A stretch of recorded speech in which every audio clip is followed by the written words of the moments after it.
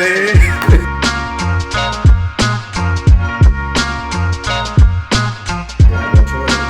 I've been doing this for how many years? A long time. To this day, I still think they were doing something together. But I ain't gonna say nothing. Somebody might talk to you while you dying. What church you go to? So that's in a that whole corner. Whoa. That's how it is in something. Tackle Big Job. That's cause I finally got my show. When you getting a new car? I ain't got it. Oh, what you got? That John spoke to me. I'm like, I think this is the most vulnerable I ever heard this man. What's up, everybody? It's your boy Corey, back again with another Real Conversations on the Couch. I got a guest on here that I've been trying to get on here for I don't know how long, or at least trying to get on the channel for I don't know how long. My cousin Mike. This is my cousin Mike. It took him forever to even get here. I don't usually shoot this late. I adjusted for him. hey, wait, whoa. We was going to do Saturday. But the snow. Yeah, the snow got us. Happy to have you on the channel, man, finally. But I want you to introduce yourself to the people, man. Let them know what you is, what you doing, what you ain't, what you is. Man, what good y'all? Michael Boyd. They call me Mike. Sometimes I go by MB. It all depends who I'm talking to. Yes, sir. Born and raised, something South Carolina. Sure is. Live here in the great city of Atlanta, Georgia. Atlanta, Georgia proper, because my address actually says Atlanta. He shoots shot. His address do say Atlanta though. He graduated at University of South Carolina. Got my graduate degree at Georgia State. Moved to DC for a little while. Consulting life. Now back here in the great city of Atlanta. Well, we love to have you back. He was here before me, then I got here, and he wasn't here, and now he here again. Hey, I'm so shocked I'm back. But as y'all see, Mike, he from Sumter. I'm from Sumter. That's where we both met. Both grew up in Sumter. What you felt like it was like growing up in Sumter? Before I met you, though.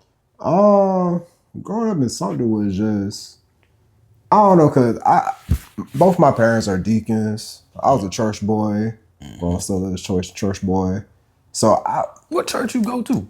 What? That's not on the.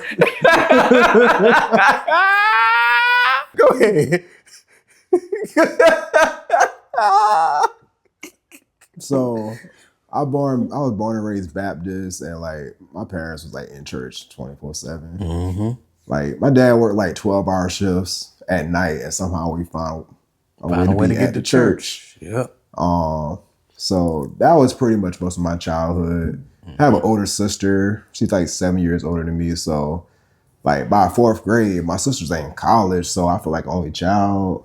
Like I had friends in the neighborhood though. So like we was always playing video games. Shout out to Aaron, Playing basketball. Yeah, playing basketball. This is before we came because I was riding bikes. Yeah. Oh, yeah. I went, with Shannon and them, we were playing some basketball here and there, but it wasn't until like you, Dalvin, Tay, like everybody when we started like playing basketball, playing more football, because I didn't really care about sports. Right. Until everybody came. Yep. Since you mentioned like hanging in the neighborhood and stuff like that, I want to go back to like when we met. So when I was living in Sumter, I was living in the city of Sumter. So I moved out there. I wouldn't say the country, but it's close to the country. The suburbs. Yeah, it's kind of like the suburbs or something. So me and my family, we moved out there.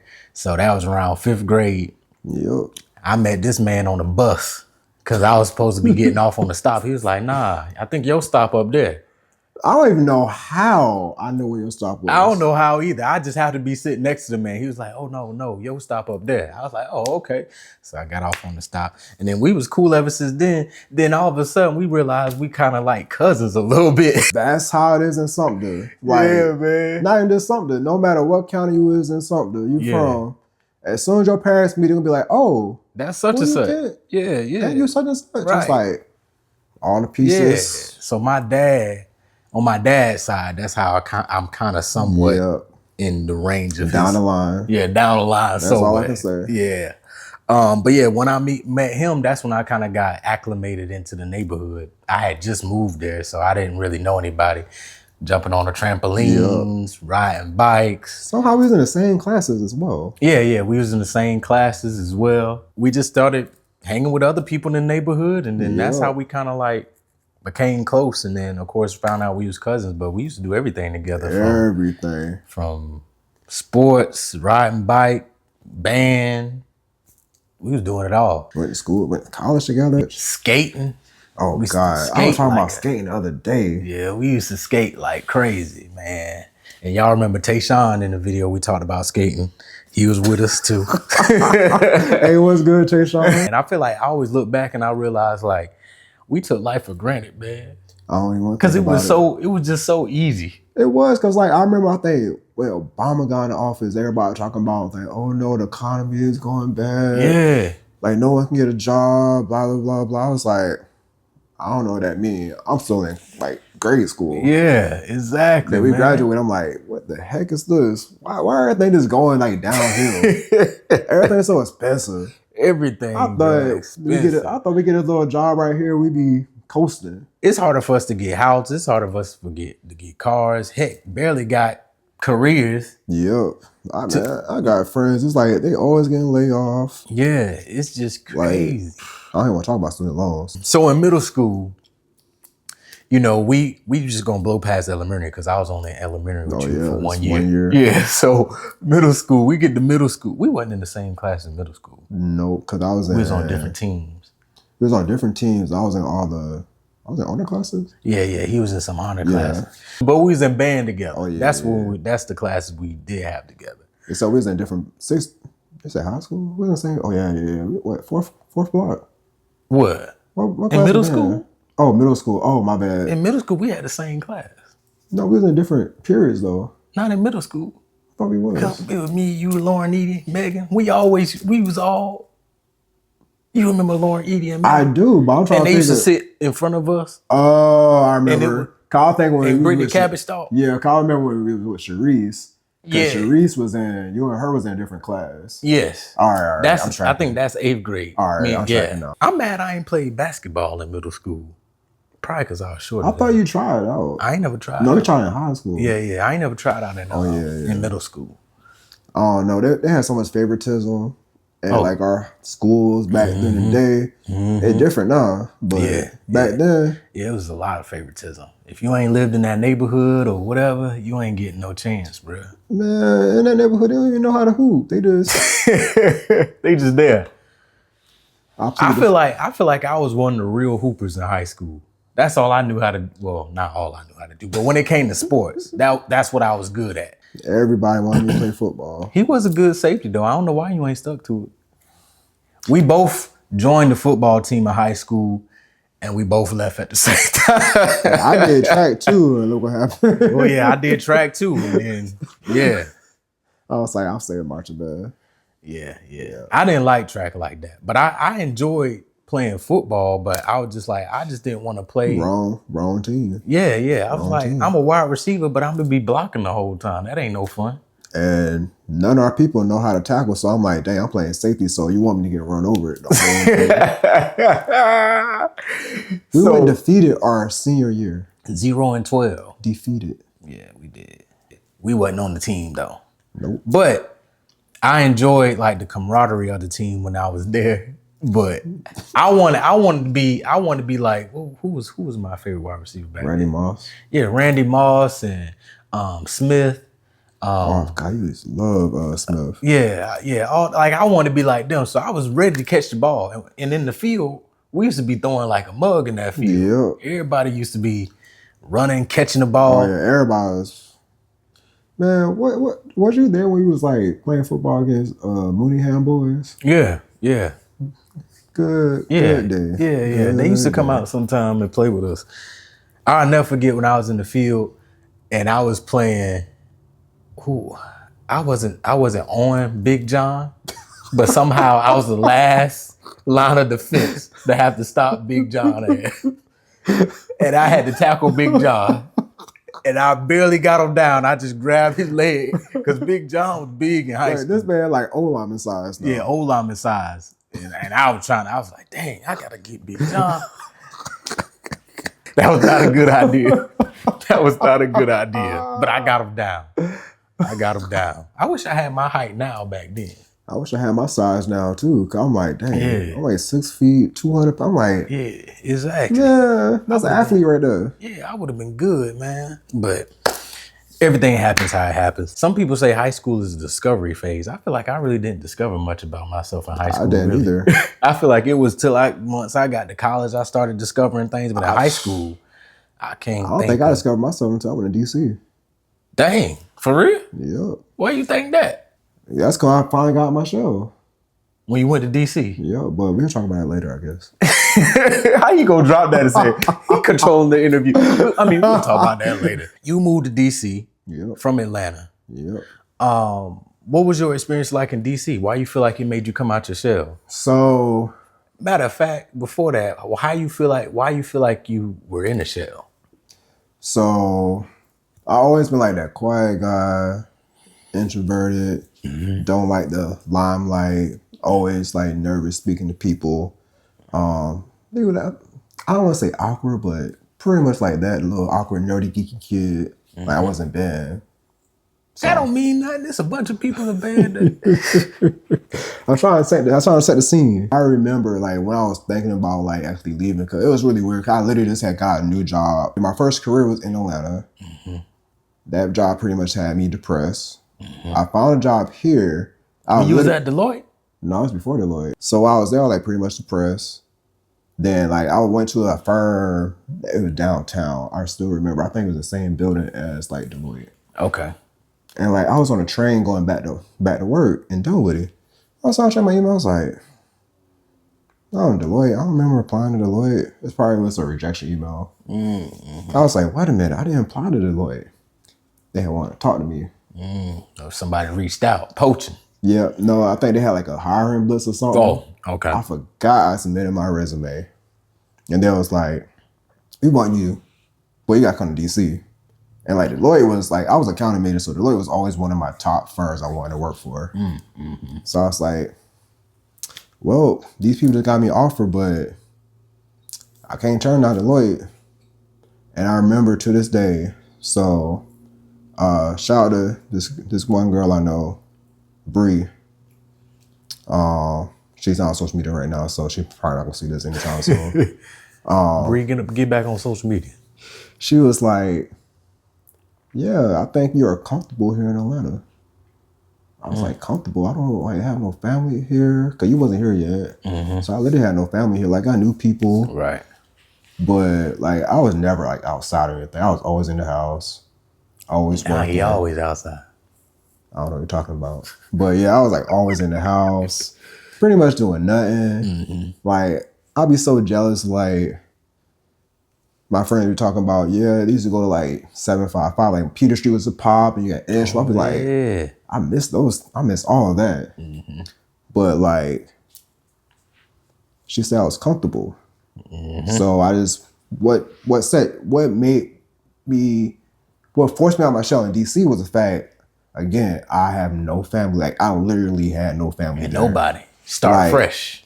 Yes, and like, and what helped me was my mom was like, "Oh, I got a cousin that live out there." I'm like, "I have a cousin in DC?" Like I didn't meet her until I moved up there into her house. Dang. Yup, and like, and Oh, you was at the house. yeah. So I live in their house. They had a like spare bedroom, whatever. PG County. Shout out to Pretty Girl County. Girl County. I ain't never heard that. Pretty Girl County. But yeah, so I went up there. I know like Do.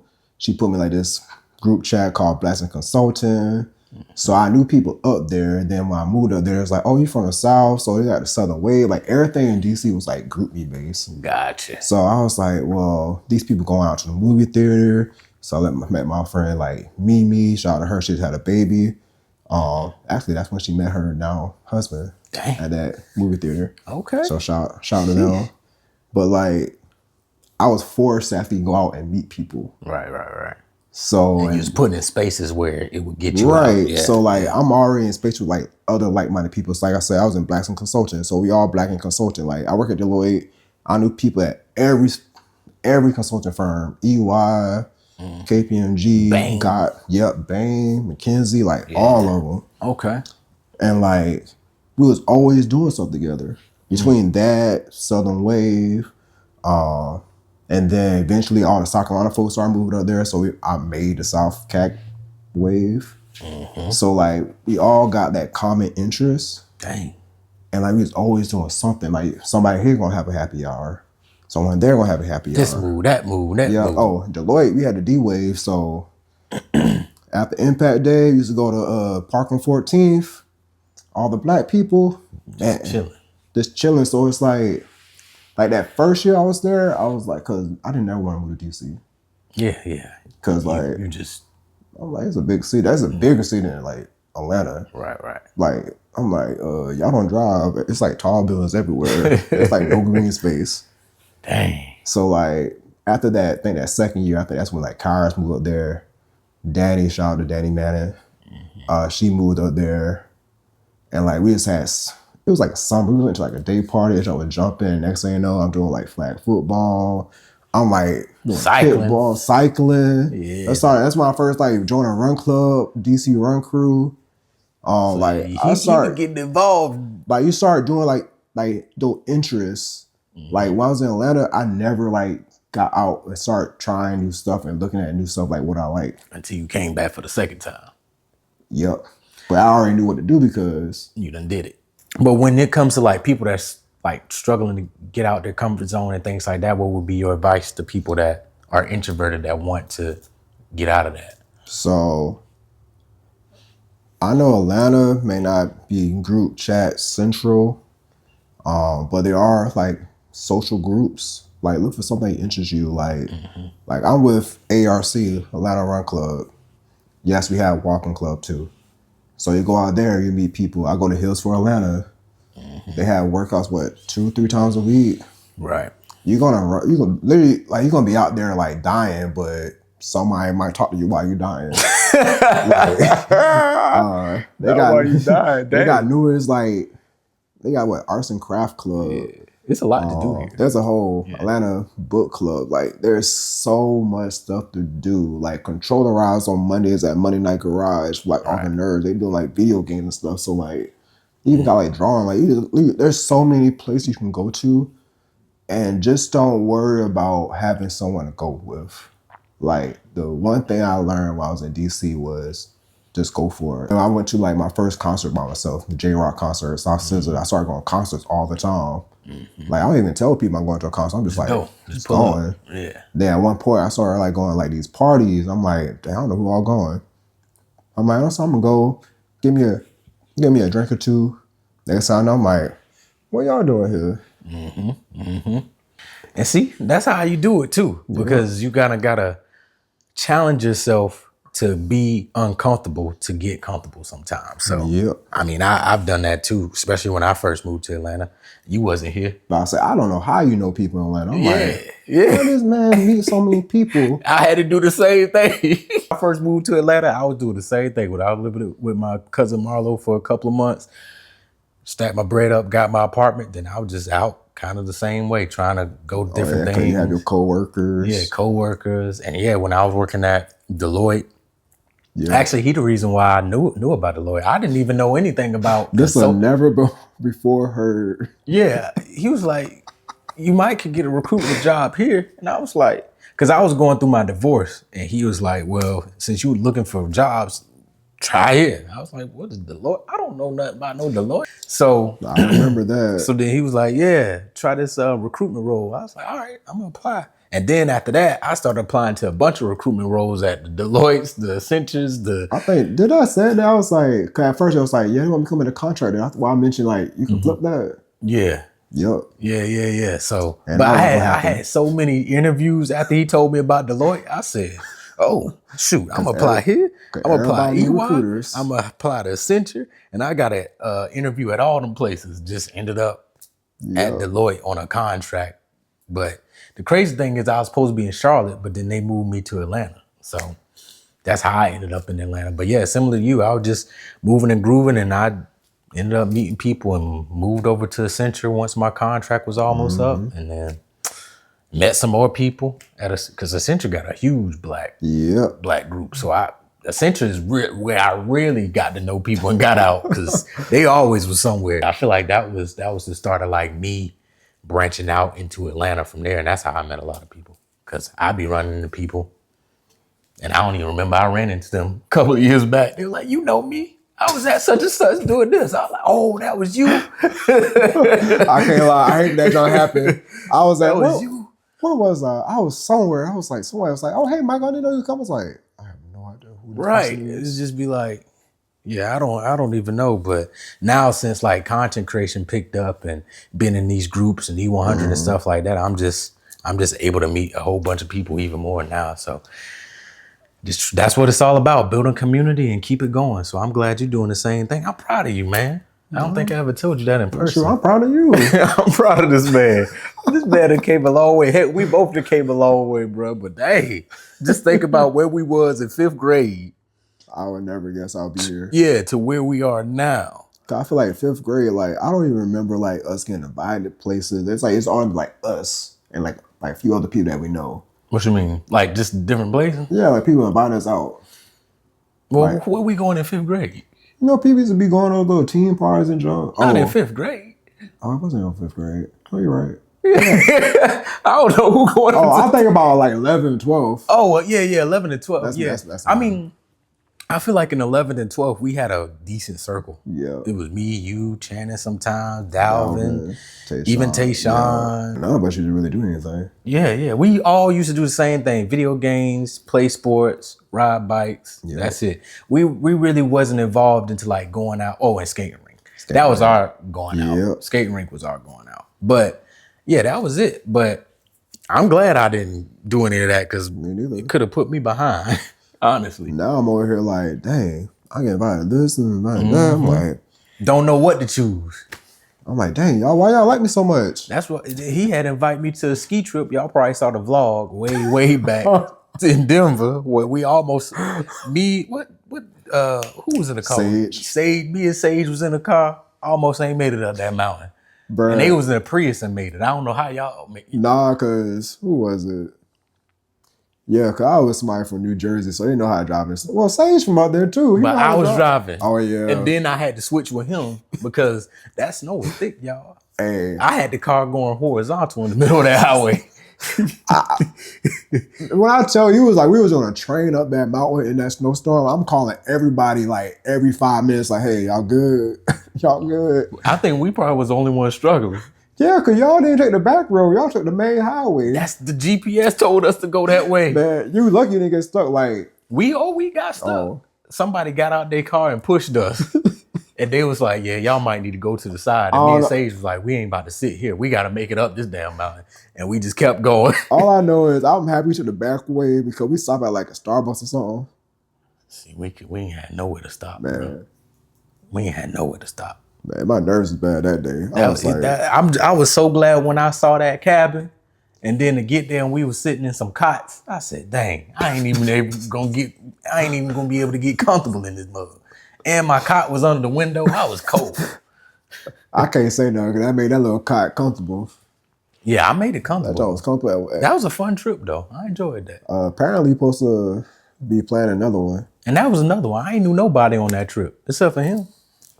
Dang, this don't listen to Dio because Dio would say I'm the one who invited everybody. You probably was.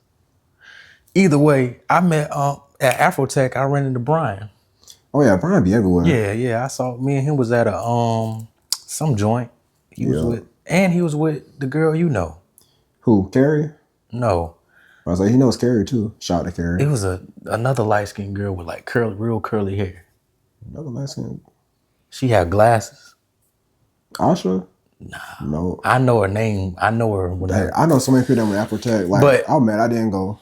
Yeah, you should have went because John and Justin left me hanging. See? Even though I went for work regardless. But. I would have made it, but we would have been outside the whole time. So going back to like DC and Atlanta, what would you say is the differences between living in DC and living in Atlanta?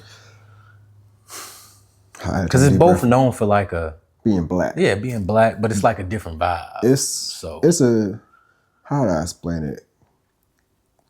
Last time someone asked me something like this, well, they asked me like a dating question, but it's pretty much the same thing. So it's like the same city, but on two sides of a different coin, or the same coin. There we go.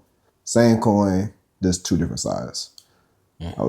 Like Atlanta, it's like everyone's like you have a lot of black people, but everyone's like co-mingling. Like you have entertainment folks. Right. You have like the flashy, like you have the rappers, the ballers, athletes. You got literally corporate. You have literally everything like the same little like. And everybody all intertwined. Yeah. But the thing is, Atlanta is like spread out, so like everybody got their own little pockets. Yeah. DC, and you know where to go to get that particular. That part. Yeah. DC, just imagine you, if you take Metro Atlanta, yes, I'm taking all the surrounding counties, just mashing together all into the perimeter. Yeah. That's DC. I got you. Everything's just tight. Everyone's like near each other. But in DC, everybody is somebody. Like you have all the, like Howard's pumping out so many lawyers and doctors, pharmacists. You got all the consulting firms. You got all the corporate people. You got all the people on the Hill, like Congress. Like you have all those people, lobbyists, all of them. Like they're all black professional. Like you, since days I don't even see locals in DC. You know they're there, but you don't run into them like that. Yeah. Like if you're not in a, like I would say it's segregated between like the black professionals and non-professionals. But that's pretty much it. It's just like you're not gonna see the flashy ballers up there, but everyone's like flashy, but because everyone got money. Gotcha. Like everyone got like a nice, decent job, pretty much. Yeah, one of my boys just moved up there from Atlanta last week. So sorry to hear that. Yeah. It's too expensive, yo. It's too expensive. But also when it comes to, because you've been involved in both cities, do you feel like when it comes to like just getting involved and immersed in the city, was it easier in like a DC, or do you feel like it would be easier in Atlanta to just it's easier in DC. Just get immersed into like. Yes. Like the reason I say that because when I lived in Atlanta, my first stint, I was here 2014, 2018, so about 4 years. I made more friends in DC in that first summer than I made in 4 years in Atlanta. Dang. Like you meet so many people so fast. But that was because you wasn't getting out. You said you wasn't getting out when you first got here, though, ain't? That is true. But had you would have got out, but I feel like up there, like the networking, like I was still going like NABA and stuff while I was here in Atlanta. Right. But like up there, it just like supercharged because everyone's trying to network and figure out who's who. They just be like, oh, you work at Deloitte? So they trying to come talk to me, and I'm at Deloitte. Like I was at a small firm. Now I'm at Deloitte where there's more black people on my floor than my whole firm had, and like everybody. Gotcha. That's like that's wild. It was crazy. I'm like, yo, like everyone's hanging out. Everyone's like my age. There's not a lot of people that's like normally I'm like the youngest person. You got the next oldest person. It's like 6-7 years older than me. Right. It's like most of us are like same like age range. Dang. Like I had like visiting DC when I went up there when you was there. That was a good time. I enjoyed it. Yeah, I just feel like I couldn't get you outside. Like you came up there. I was like, dang, it's not enough going on in the city. Yeah. It wasn't much going on, but I had a good time though. Went to one little. I took in the stands. Yeah, stands. If you know, you know. Went to stands. They had them drinks on deck. Again, if you know, you know. But yeah, it was a good time. I got to go up there again though and see what it is, because I only been that one time and once in undergrad. But when you ain't got no money, you can't really. Nah, you need money up there. Yeah, I'm glad that I met this man, because I don't know where my life would have been, because I seen him, because Mike, intelligent. He always been in honors classes, always been the smartest in the class, always, had things going on. He would take me to church with him sometime. What was it? I don't remember. You don't remember when your mama used to take us to yeah, but I don't go to that church no more. Well, either way, we used to go over the summer, to the summer camp at church, and hanging with him. It made me think about life in a different perspective, because I was coming from the metro city or something where Oh yeah, I'll be rough. Yeah, it was rough out there. So when It's I still got Merck City. yeah, when I got out where he was at and met him, I was like, it's peaceful. It's smart people, intelligent people out here. No gang banging, no gunshots every night. Nobody running in your backyard from the police. I like this. And then when I was hanging with him, I was like, yeah, I need to go to college. I need to make something of myself. That's what happens. So when whoever you surround yourself around can also influence you to do better, do worse, level up. You just never know. But had I not met him, I don't know About to say, where I'll be. well, we had like about 255 in our graduation class. Yeah. To this day, I feel like most of them still somewhere in something. Yeah. Yeah, we had about 255 and he was ranked, what, 3? 5. 5. I was ranked number 1. My parents still mad about that. I didn't know I was ranked number 1. When you was ranked number 1? Like me and Ariel was like ranked 1 and 2 at one point. So how you get down to 5? So Hold on, John was in front of you. No, John wasn't in I front of thought you. he was like a couple behind me. Gotcha. It's because I took honors physics. And like the people that was in like 1 and 2, they took like college prep anatomy. What was that teacher? That black teacher? Who? I don't know, the black guy. I don't know. You know, I was in college prep. I wasn't in honors. No, it was a college prep class. Huh? It wasn't honors class, it was a college prep. Oh, for real? Yeah. Shoot, I don't remember. I was know that probably easy You class. said, oh, you Mr. Lied?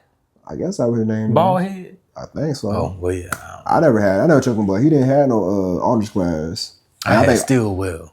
I think that's who I had. Stillwell? Physics. Yeah, I had Stillwell. And like everyone in their class had A's, and like we all had like low A's or something, and all of us got jumped. Dang, that's crazy. Something like that. That's the story I'm gonna tell. Cause I think, but one of those years, I know I took gym. Gym was my lowest grade that semester. Dang, I jumped. Dang, it was a 96. But that man always was on it with the grades. I remember when I first came to Pacal in 5th grade, I see him standing in the hall as a safety patrol. I said, how you become a safety patrol? They're like, you got to do this or that. I was like, I'm just transferring to the school. I'm on the bus with this man. I'm walking to the school and he in the hallway, suited and booted in a safety patrol. I'm like, what is going on? I don't know nothing about what's going on. I didn't know what was going on, bro. Man. All I know is I was like, well, the person I met on the bus seemed to be a decent human being. I'm gonna have to stick around him. I'm gonna have to stick beside him. And I've been sticking beside him ever since. Yep. And then I feel like when we got to college, that's when we really kind of like. It's all because I was in marching band. Yeah. He ain't been to no tailgate. He ain't been to no, yeah, we used to have so much going on, but yeah, marching band had you busy. I still remember, like, cause I went to campus early, like my first semester. Cause I had band camp. Yep. Band camp is like all morning, all evening. Yep. Like literally like sun up, sundown. So like when like John was doing like everything, I was missing it. Yeah, John was out. John was out, boy. And then like I think I went to like one party. It was a Kappa party. I think me and Shay had went. Or I met Shay there. I don't know who I went with. All I know is like it was a fun party, but like I couldn't get John or no one to go. Dang. And then when I stopped going parties, that's when John and them took off. I'm like, dang. But yeah, so he missed a lot of things in college because he was in band. Yep. But I mean, that was a good experience too. But you know, everybody had their different experiences. So, you know, fraternity life, band life, some people do other things. It just depends on what route you want. Heck, I ain't even knew I was going to join a fraternity, honestly. I just was like, I was just like, hey, I think someone had told me, I was like chilling with somebody we knew. And they was like, oh, yeah, you know Corbin? I'm like, huh? Okay, that's cool. It helped shape me who I am today because they put your boy to work, boy. Dang. But do you feel like you missed out on anything from like looking back on it? Like, do you feel like you missed out on any portion of college that you're like, you know, something I wish I could have done that? Yeah, only thing I would say I missed out on is like, cause a lot of people, like you said, a lot of people like they find themselves. That's like their rebel life. They trying all the new stuff. I feel like I didn't try a lot of stuff in college. Right. Like, kind of took after you graduated. Yeah, it was after I graduated. Like I said, I moved to DC. Like in college, I was just, like I said, I was in marching band. I did Kappa Kappa Psi, National Honorary Band Fraternity. So I'm like doing service for the band. Like it's like, You 100% banned. right. I'm like, Yeah. I'm a business major. So they wanted to have all this X amount of work, but I'm doing so much in band. So I had so many all-nighters because of that. So I was always like going across campus. I was monitoring HRTM. And that was across campus in the freaking Coliseum. So I'm like, come on. Like, I was doing so I much. think of it, I don't never think I ran into you on campus. Like, I don't think I ever like walked past you on campus. As long as I was at South Carolina, I don't remember ever walking past Mike on campus. I don't walk past John, Justin. I don't think I ever see Mike in Russell House.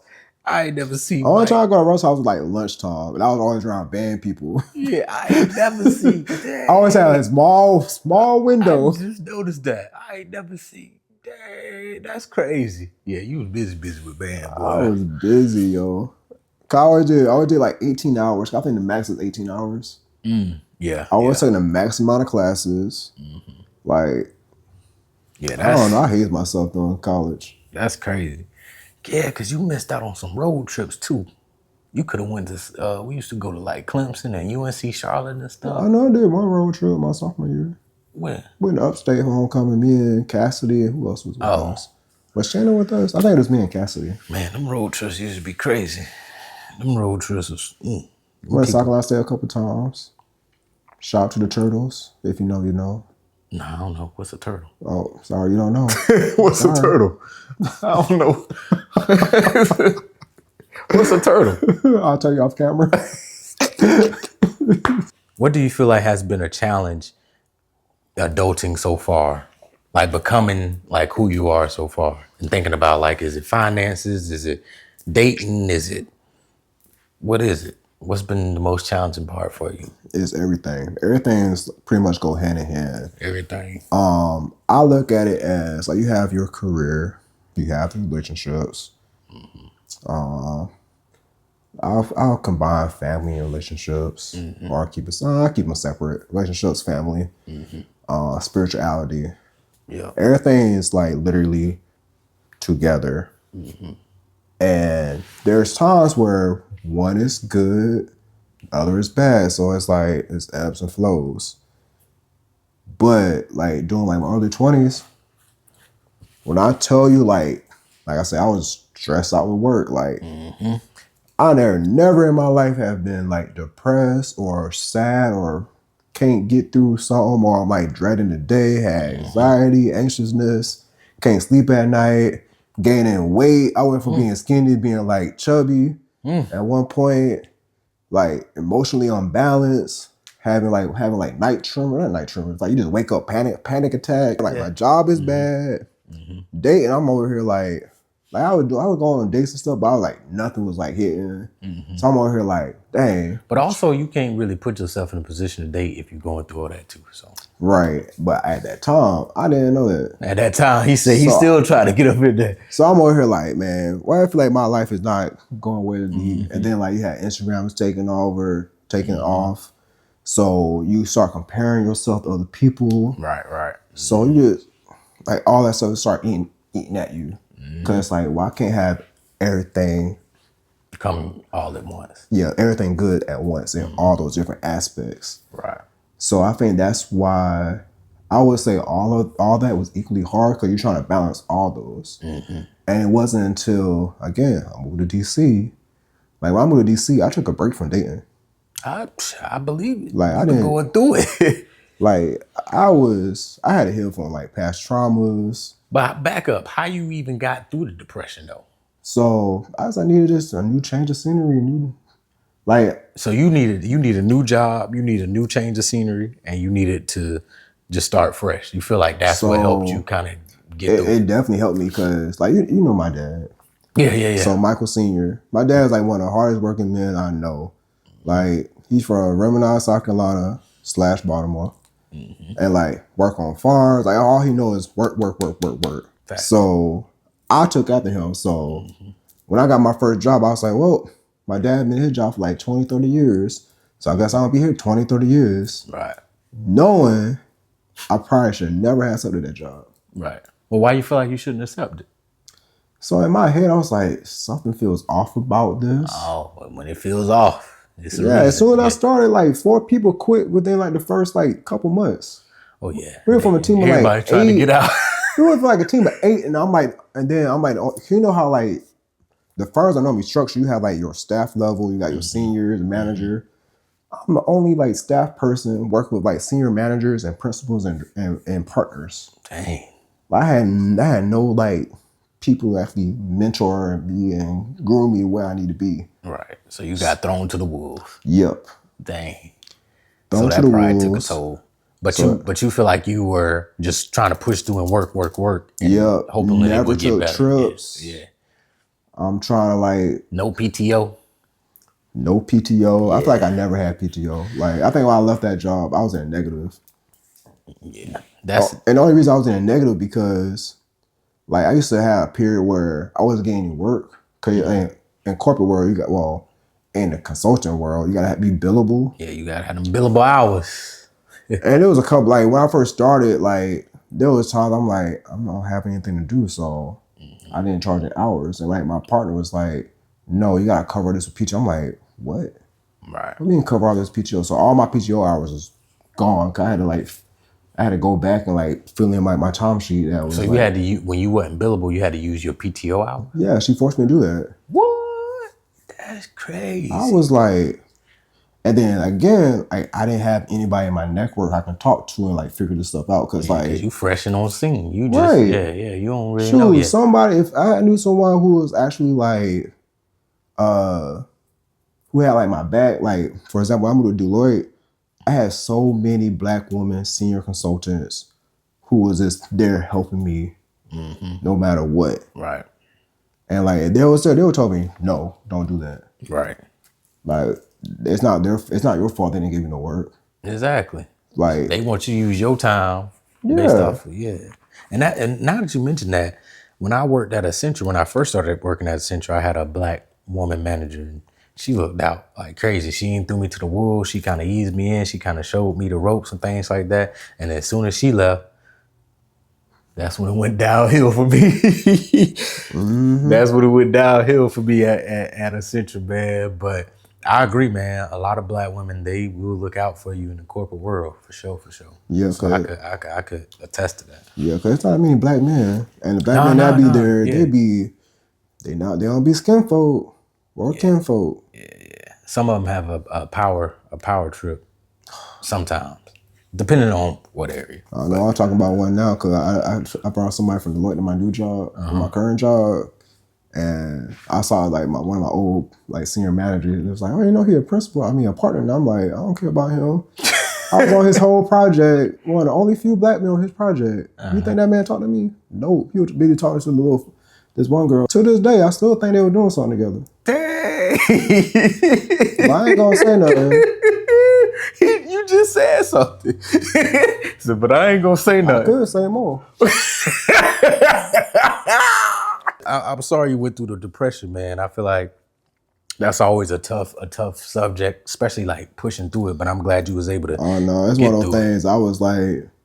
I was sitting on it because I was like, no, so I gotta wait till everything. I had to wait till I not get through it, but I'm like, no, so I can't talk. It's still fresh. I don't want the wrong person to see this and then like, oh, we talking about XYZ. Right. That's true. Well, tell us more so about what you're currently doing, because you moved back to Atlanta. You're working at Truist, IT auditor. Tell me what that entails. You want a long answer or a short answer? The short answer. All right, short answer is so basically A good sum up. So I manage risks in my organization. So auditing, everybody know auditors. We pretty much go behind people and audit their work. People don't like y'all. They really don't. And I was fighting somebody earlier today. They don't like y'all. But I'm like the IT cyber side of audit. So most people think of audit, think like accounting. Right. But people fail to realize you have systems where all this accounting stuff is taking place. So you gotta make sure so if someone, for example, you have like your balance sheet, like all your like cash making like systems, Right. payroll system, Well, I'm banking, so we got banking systems. So you have all your numbers come out of these systems, but everyone can't access that because what if anyone can access it? They can change whatever they put in there. That's true. They can even make that thing put a penny in their own bank account and no one would know. So I pretty much make sure all those controls that's supposed to be in place is in place working. Gotcha. But also, since I'm in banking, it's extremely regulated. So like we have, well, I don't know if I can say that on camera, but like there's regulators come, they be like, oh, we found this issue, you gotta fix it. But they have to, if they fix it, they come to us, and we gotta make sure, we gotta validate that they actually fix it before we tell the regulators like, hey, this is fixed. So do you feel like you're in a place where this is something you can see yourself doing for the foreseeable future? Most definitely. Like I had times where like even when I left the door, I'm like, dang, do I want to stay in audit? Cause I was at the lawyer, I was on the government side. And like I feel like I wasn't like I wasn't really growing in my career. Gotcha. And I was like, do I want to stick to cyber? I'm like, if I do cyber, and it might put me back at the bottom. I'm like, so it's like stuff you gotta think about. And then I came to truth. I told myself I didn't want to go in banking because like my sister, she works for a rival bank. My brother-in-law works for a bank. I'm like, I don't want to go no banking. You might end up in Charlotte. I'm not living up in Charlotte. Even though my headquarters is in Charlotte. So I'm going there next week for work. But like, I definitely can because again, my director, I kid you not, when I interviewed with her, it was a 5-minute long interview. 5 minutes. Dang. And she didn't ask no questions. I asked her questions. In the interview? Yeah. What kind of interview is that? I don't know. But to this day, I'm like her right hand. I'm like her most senior person now on her team. She always... Another black woman having my back. And she made sure Dang. I came in. I slowly ramped up. Shoot, before last year ended, she was like, all right, Michael, this time next year, I'm putting you up for promotion, so you better be ready. I'm like, okay. I'm gonna be ready. She put me in position to succeed. That's all I wanted in a career. Yeah, people, and that's the thing. People got to put you in positions to succeed, and it's a lot of times outside of your control. Yep. And you got, no matter, you could be doing the best work, but if somebody ain't vouching for you or putting you in a position to succeed, or even telling you like, hey, I believe in you, or even showing that they trust you, it's hard to move up. So that's good. That's good that you had that. Yeah, that's the way it need to be. I keep telling people, I'm like, I'm a package deal, because there's other teams that want to poach me because they know my work ethic. I'm like, nope. I'm sticking beside her. I'm tired. Yeah. I got someone from the Deloitte to come over. Like, I originally tried to get her to come over earlier last year. My director loved her, but it wasn't a position that she wanted. Dang. And when I tell you, like, so my other like senior manager, she was moving over to a different like team and organization. Okay. My director reached out, I was like, hey, is so-and-so still interested? I think I got something that she might like. Like, she wanted her bad. And now she's like my senior manager. So now I got my senior manager and my director. Dang. So I'm double safe. You done created the perfect pathway. What? That's what it's all about, though. Yeah. Yeah, that's what it's all about, man. Because if you don't kind of control the chessboard sometimes, no matter where you're trying to move, you stuck on that one little slot, that one little square. They got you blocked off. Sometimes you got to create that path. So that's good. Yep, create a path. And then like, I'm trying to help the junior folks too. I got a lot of black people on my team. Like, no matter, all across the diaspora. That's good, man. Like, I be trying to put them in position. I'm like, hey, do X, Y, Z. See, like, that's what it's all about. We in it together. Since you are in Atlanta, do you foresee yourself staying here for the foreseeable future? Like anchoring down, or are you open to going elsewhere? I'm honestly not open to going elsewhere. You like it?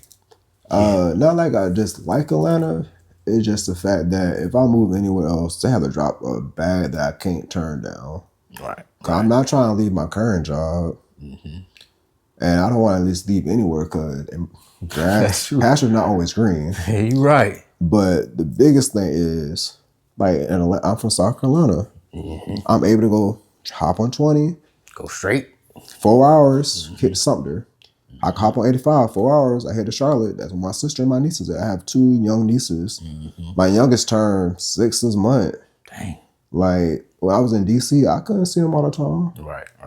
And then Now you could just hop up there and see them real quick. right. And then, like, my parents are getting older. They're like upper 60s. Like, when I was in DC, right when the pandemic happened, that's when my dad had cancer. So he was going through chemo. I'm like, Right. my mom is older too, and she's always been disabled. So, like, now she's taking care of my dad. I'm like, Right. I can't help out. That's So I'm too far. And then I was in DC during COVID. So I'm like, if I even step outside, I might carry the freaking. Yeah, that's true. But, like, I don't see myself leaving because I just like being pretty much arm's length to my family. Right. So I never know when they might need me, and I need to go back like ASAP because I can do 4 hours. Yeah, that's light work. Hop on the highway. Yep. I'll drive through the night. 8 hours. That's a Swerve in that corner. Whoa. I still can't believe that man got a freaking deal. Hey man, that's what happened with music. You can pop. All it takes is one. And you could pop, man. So speaking of, when you gonna start creating some content? You in the run club, you be cycling, you be, like what? I don't know yet. You the perfect person that could carry around a little mini camera while you're running something. Cause I think my issue is I'm too lazy to do short form content. Short form is the quickest stuff. But y'all do it so often. I don't do it often. But in my head, I don't know. I'm thinking if I do content creation, it'll probably like just like run vlogs on YouTube. Ain't nothing wrong with that. I just don't know how to start. That's why I'm here for. People don't be utilizing me like how they should be utilizing me, but I ain't gonna say nothing. See, I'm underutilized. Look, I was waiting for this day to happen so I got to ask this man. Cause I don't know how to do nothing. I have videos on my phone. I don't know angles. I don't know like how to like. I don't like. Do I need like a? First of all, See, I don't know the let me start. rewind. The first person I ever seen with a digital camera was this man. He used to have a MySpace page with the camera and everything. You the first person I do with a digital camera. Now you telling me that you don't know what you're doing. All you gotta do is pick it up and do something with it, and then figure the rest out later. That's the part I don't know. Is the rest part. But yeah, I forgot I had a camera. He sure did. He had a camera. I don't know. It's one of those things. Interest is really interesting because like you can have interest in something and then just fall off. Yeah, But then again, I still like cameras, but my phone is so much more convenient. Yeah. And then like camera, you could record with your phone. I don't know, but What version you got? 16. And he got the newest version. You talking about stuff? I don't even got the 16. And I had 11, so I had. When you had the 11? I had 11 until like last year. You had 11 till last year? Yeah. God dang. That 11 was like on last third. I was know like, that was on the last. You got the Max or you got the regular? Pro Max? No, I got Pro Max. I just got regular Pro. Gotcha. This man had 11 since like, boy, you a thug. That's a trap phone. Man, I was holding. No, I was like, they got to that point. I'm like, they said no more updates. I'm like, that is crazy, man. all right, let me upgrade. But one thing I do want to say, I want to appreciate you for always supporting my content. I know whenever I do a short or something like that or a reel, he'd be the first one to repost it on the story. And I appreciate it because most of the time the people you know be the least amount of people that support. Like most of my supporters come from people I had no idea that's crazy, who the heck it is. I could count maybe you, Damien. That support my content consistently, as in sharing, commenting, or something like that. Consistently. I ain't demeaning the people that do it every other now and then, but consistently is you and my boy Damien. So I always gotta give appreciation to people like that because in the content creation world, it's a scarce world when it comes to people sharing your stuff. But I have learned that I create content for people that don't know me. I don't create content for people that know me. So anybody that I know that share and like, put the word out, I always appreciate it. Yeah, I got like that, especially when so my boy Ivory, he created Black Gamers Network. Oh, okay. So that's when like I started like gaming more. I have a bunch of friends like on Twitch that I started like popping and stuff. We always call them like W supporters. Yeah. Be a W supporter. Yeah, that's it. Be W a as in W. like win. Like A W supporter. That's what we need. More like, W supporters. Most of my content creator friends hit share.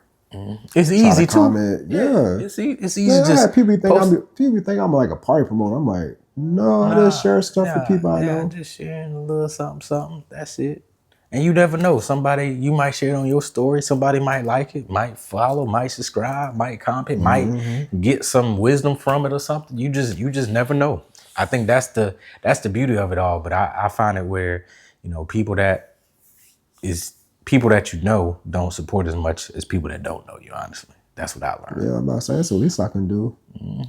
I can't listen to it all. Yeah. Yeah, that's all we ask. A little share, a little comment here and there, promote, spread the word, spread the love. You know what I'm saying? Well, I say you got like 111,000 people that don't know you. Yeah, exactly. And it's working out. Sorry, I lost how many Instagram followers you had. Just about 10K, maybe 13. I don't know. I thought you had more than that. Nah. Man, you was on 10K for a minute. Yeah, I was on the side. Yeah, I don't really grow too fast on Instagram. Oh, I forgot. They keep changing the algorithm. Yeah, YouTube is the one I see consistent growth on YouTube. YouTube is the best platform. That's how I be trying to look at more vlogs and stuff. Yeah. There's not a lot of black men that do vlogs. Exactly. That's why I be vlogging. I be like, dang. I can give you a handful of people to watch, but it ain't many.